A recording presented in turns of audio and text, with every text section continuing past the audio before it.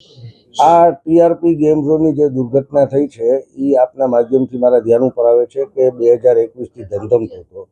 સ્વાભાવિક રીતે સ્ટેન્ડિંગ કમિટીના ચેરમેન તરીકેની જવાબદારી વહન કરતો ત્યારે સમગ્ર શહેરમાંથી જે કોઈ પણ જગ્યાએ ગેરકાયદેસર બાંધકામની ફરિયાદો આવે છે એની ફોલોઅપ લેવાય છે. એની ટીપીઓ હોય કે એટીપી હોય એ લેવલે આપણે એની કામગીરી કરાવી જ છે. આ ગેમ ઝોન બાબતે મારી પાસે કોઈ પણ જાતની રજૂઆત નથી આવી ને મારા ધ્યાન ઉપર પણ નહોતું. ટીપીઓ શાખાના અધિકારીની સંડોવણી આમાં સામે આવી રહી છે કે તેમની રહેમ નજર હેઠળ અથવા તેમને કોઈ આર્થિક લાભ લઈને આ ચાલવા દીધું, તે વાત અત્યારે સામે આવી રહી છે. કોર્ટમાં પણ એ વાત રજૂ કરવામાં આવી છે સરકારના વકીલ દ્વારા. તો આમ આટલું મોટું ટીપીઓ શાખાના અધિકારીઓ કૌભાંડ કરતા હોય ને તમને ખબર નથી તો એ તમારી પણ બેદરકારી ન કહી શકાય. જે જગ્યાએ મારા ધ્યાન ઉપર આવ્યું છે ત્યારે તમે મને 15 વર્ષથી કોર્પોરેશનમાં કામ કરતા જોવો છો.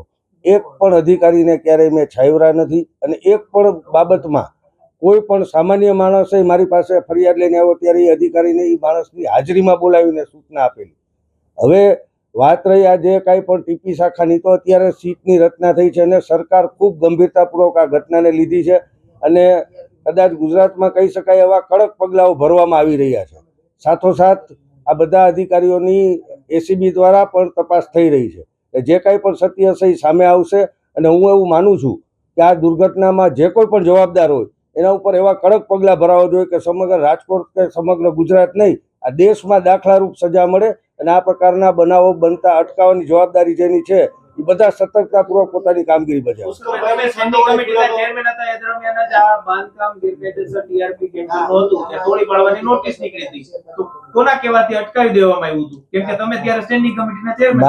મારા ધ્યાન ઉપર કોઈની આમાં ભલામણ હોય એવું નથી અને આપના માધ્યમથી પણ હું જણાવવા માંગુ છું કે આમાં મેં કોઈ ભલામણ કરી એવું ધ્યાન ઉપર આવે તો ફક્ત રાજકારણ છોડી દઈશ એટલું નહીં, પણ મારા ઉપર પણ કાયદેસરના પગલાં ભરવામાં આવે અને સખતમાં સખત સજા મળવી જોઈએ હું બહુ સ્પષ્ટપણે માનું છું.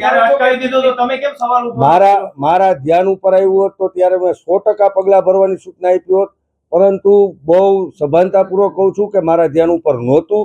સ્ટેન્ડિંગ કમિટીના ચેરમેનની જવાબદારી મારી બનતી હોય ત્યારે મારી ઓફિસમાં આવતા કોઈ પણ પ્રશ્નો હોય એને મેં ગંભીરતાપૂર્વક લીધા છે. મારા ધ્યાનમાં આવ્યું છે ત્યારે મેં દરેક કેસમાં કેસ ટુ કેસ ટીપી શાખાને અરજદારની સામે બેસાડીને એના રસ્તા કાઢ્યા. ટીપી શાખાએ આપના કંટ્રોલમાં રહ્યા વગર રૂપિયા બેફામ બનાવ્યા છે એનું એવું આના પરથી સાબિત થાય છે. હવે ઈ તો ટીપી શાખાના એસીબી ના બધી તપાસ પૂર્ણ થાય ત્યારબાદ આપણને સત્ય ધ્યાન ઉપર આવશે. સત્તાધીશોને બેસાડવાનો મતલબ શું? જો અધિકારીઓ તો ખાલી અધિકારીઓથી કોર્પોરેશન ન ચાલે,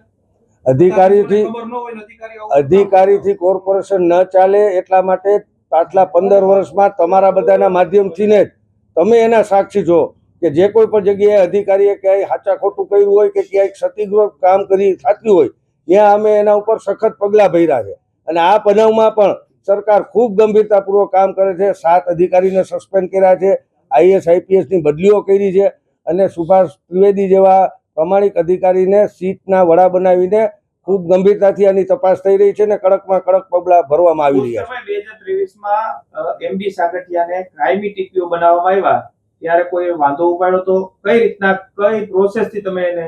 અમારી પાસે સ્વાભાવિક રીતે કમિશનર સાહેબને ત્યાંથી ને આનું ઇન્ટરવ્યુ ને એ બધું લઈ અને એનું લિસ્ટ અમારી ડીપીસી જેમાં મેયર ચેરમેન દંડક, પાર્ટી નેતા અને વિપક્ષના નેતાની કમિટી હોય છે. એમાં અમે ઇન્ટરવ્યુ લઈને એના માર્કિંગના આધારે અમે ભલામણ કરતા હોય છે સામાન્ય સભા. ખાસ આ આખો જે ઘટનાક્રમ સર્જાયો આની અંદર નોટિસો આપવામાં આવી, અગાઉ પણ આગ લાગી હતી, કોર્પોરેશનની અંદર મંજૂરી માટે કાયદેસર કરવાની અરજીઓ આવી હતી, તો કેમ તમારા ધ્યાને એક પણ મુદ્દો મૂકવામાં ન આવ્યો અથવા તો કેમ તમે અજાણ રહ્યા? સ્વાભાવિક રીતે કોર્પોરેશનની કામગીરીમાં અલગ અલગ વિભાગમાં રોજબરોજની કામગીરી થતી હોય ત્યારે પદાધિકારી તરીકે કોઈનો ઇમ્પેક્ટનો પ્લાન મંજૂર થયો કે નથી થયો કે ઇન્વર્ટ થયો કે નથી થયો એ ડે ટુ ડે રૂટીન કામગીરી 18 વોર્ડમાં ટીપી શાખાના અધિકારીઓ સંભાળતા હોય છે. અમારી પાસે જે કોઈ પણ આવે છે એ પોલિસી ડિસિઝન લેવાનો હોય અથવા તો કોઈ જગ્યાએ ક્યાંય ફરિયાદ આવી હોય તો આના અનુસંધાને અમે ચોક્કસથી કાર્યવાહી કરતા હોય. તમે સ્ટેન્ડિંગ કમિટીના ચેરમેન હતા એ દરમિયાન જનરલ બોર્ડની અંદર આ જ ટીપીઓ સાગઠિયા સામે તમારા જ ભાજપના કોર્પોરેટરોએ એવા સવાલ ઉઠાવ્યા હતા કે ભ્રષ્ટાચાર કરે છે, તો એ સમયે કેમ કોર્પોરેશને કોઈ પગલા ન લીધા અથવા તો પદાધિકારી નહીં, મારી પાસે સાગઠિયા સાહેબે કોઈ ભ્રષ્ટાચાર કર્યો છે એવા કોઈ અમારા કોર્પોરેટરે ફરિયાદ મારી પાસે કરેલી નથી. આપની પાસે માહિતી હશે, મારી પાસે કોઈ જનરલ બોર્ડની અંદર જનરલ બોર્ડમાં રૂટીન પ્રશ્નોની ચર્ચા થઈ હશે. મારી પાસે વ્યક્તિગત કોઈએ આવીને કોઈ ભ્રષ્ટાચારની ફરિયાદો મારી પાસે અમારા એક પણ કોર્પોરેટર નથી કરી. આટલું બધું ભાઈ હાલતું હતું તો કોઈને ખબર જ નહોતી એટલા વર્ષથી આમ વાત. એટલે ચાલતું તો હું એ જ કહું છું કે રૂટીનમાં કોઈ જગ્યાએ બાંધકામ થાય છે, એને નોટિસ આપવામાં આવી છે કે એને ફાયર એનઓસીની નોટિસ, આ રૂટીન કામગીરી છે. સમગ્ર રાજકોટના 18 વોર્ડમાં ટીપી ડિપાર્ટમેન્ટ, ફાયર ડિપાર્ટમેન્ટના જે કાંઈ સ્ટાફ હોય એ રૂટીન કામગીરી કરતા હોય છે. કોઈ પણ નવી ટીપી બને ત્યારે ભાજપના નેતાઓ જ આજુબાજુમાં જગ્યાઓ લઈ લે, આવા પણ પુરાવાઓ ક્યાંક રજૂ કરવામાં આવ્યા છે એસઆઈટી. આવું કોઈ અમારા ધ્યાનમાં નથી. અને ટીપી બનતી હોય છે એ તો જાહેરમાં એના ઈરાદા જાહેર કરે ત્યારે સ્ટેન્ડિંગમાં અને જનરલ બોર્ડમાં આની મંજૂરી થતી હોય. કોઈ પાછલા બેણે છાને ખૂણે કામગીરી કરવાની થતી હોય. એ પહેલાની વાત છે. આ જગ્યાએ ટીપી બેસાડવી છે એ પહેલા જમીનો લઈ લેવામાં આવતી. સ્વાભાવિક રીતથી અમારી પાસે જ્યારે પણ ટીપીનો ઈરાદો જાહેર કરવાનો આવે ત્યારે આવે છે.